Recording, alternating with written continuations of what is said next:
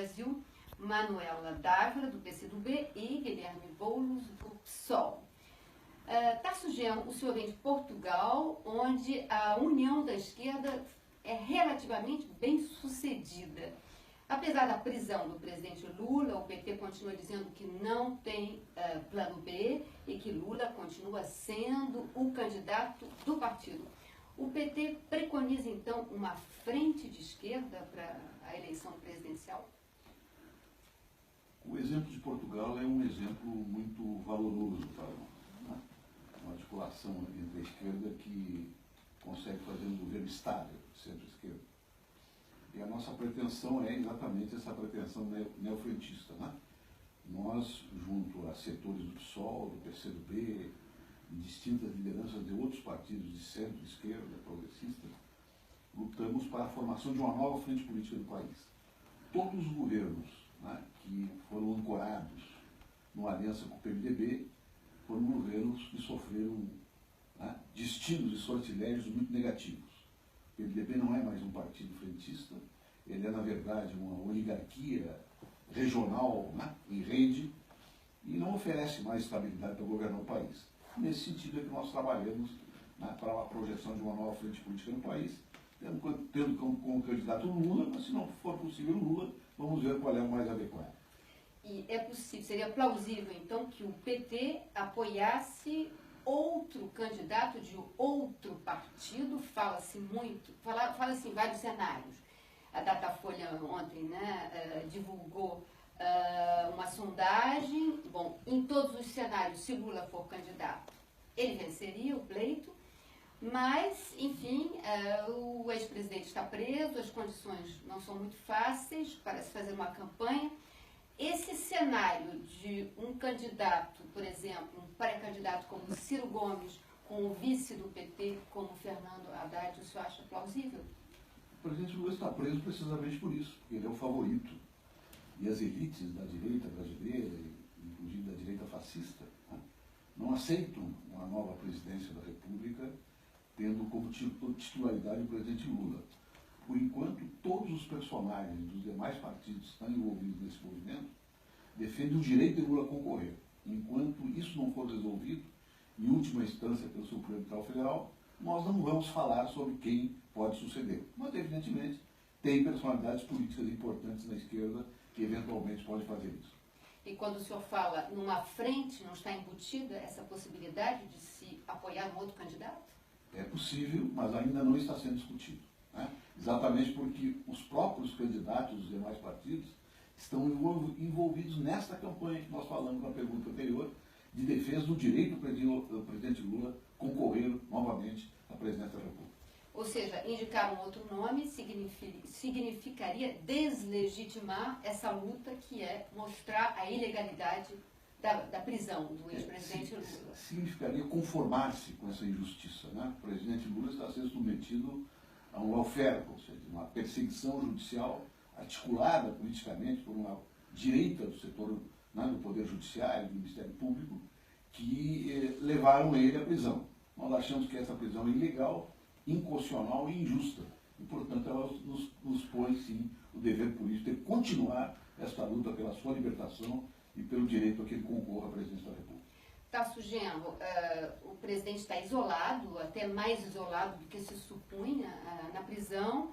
Como coordenar uma campanha dentro da prisão, mesmo se grande parte da população brasileira considere que a eleição sem Lula é fraude? Não seria suicidário continuar mantendo essa postura do presidente Lula como candidato, apostando só nessa candidatura, sem um plano B, esperando uma decisão da Justiça Eleitoral, que agosto e setembro? É que os grandes confrontos históricos exigem grandes riscos também, né? E existe efetivamente um risco de que o presidente não possa ser candidato. Mas é deste confronto, a respeito deste risco, é que nós vamos definir os rumos da democracia brasileira. Não é só a questão do presidente, né? É se nós vamos tolerar um Estado autoritário, né? Um Estado assentado num jacobinismo de um setor do Poder Judiciário, um jacobinismo de direita, que vai vulnerar a Constituição de 88. Então, esta luta não é uma luta somente pelo Lula, É uma luta pela afirmação dos direitos democráticos conquistados duramente na Carta de 88, depois da ditadura militar. Eu sei que o senhor não quer falar em cenários possíveis, mas a gente viu essa pesquisa da Datafolha e é um pouco surpreendente a posição que o Joaquim Barbosa tem nesse cenário. Ele ainda nem é pré-candidato. O senhor acha que ele pode ser um nome de centro? As forças políticas do Brasil ainda não se rearrumaram para essa campanha eleitoral. Todas elas estão ainda sob o impacto do golpismo institucional que se abateu contra a presidenta Dilma, né? Mas nós temos já um espectro relativamente formado. Lula, né, ou eventualmente quem substitua numa frente de centro-esquerda, o Joaquim Barbosa pretendendo se apresentar como centro, né, o capitão Bolsonaro como candidato de extrema-direita, vinculado a grupos de ação direta, inclusive nas ruas, hoje, né, de maneira nítida, e o Alckmin, né, que é um político da Opus Dei, como um candidato de centro-direita com um certo lustro democrático, né. É mais ou menos esse o espectro que está se formando hoje no Brasil. Pois é, o Brasil vive tempos sombrios, de extrema polarização e violência mesmo, né?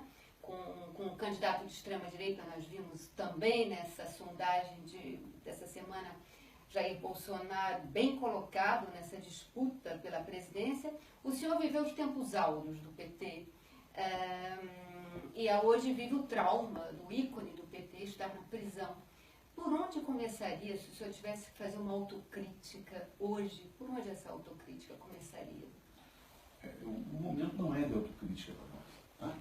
Fazer autocrítica quando os inimigos nos colocam no campo de concentração política não é correto para quem tem alguma capacidade de direção, né? Mas, evidentemente, o PT vai ter que reformar práticas de gestão e vai ter que reformar, inclusive, o seu programa de governo para que seja mais contemporâneo, né, a uma integração, né, no mundo globalizado de maneira cooperativa e autodeterminada, e não subordinada como o governo Temer está fazendo até hoje. Então, são questões concretas que deverão ser discutidas ao longo da própria formação da nova frente política. E essa tônica mais contemporânea seria incluindo também temas como ecologia, ou seja, temas que foram talvez menos presentes no PT?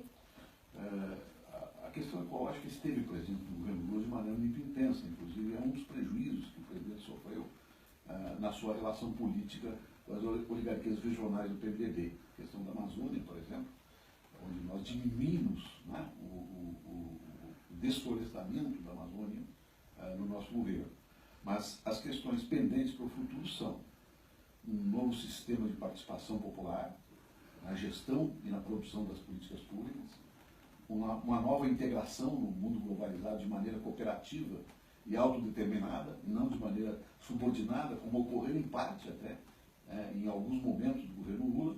E a terceira questão, um projeto nacional de crescimento com distribuição de renda. Não adianta a distribuição de renda, porque isso é uma falácia. Ninguém concentra riqueza e depois vai distribuir de maneira amigável. São os três pontos que nós temos que deixar bem claros no futuro programa.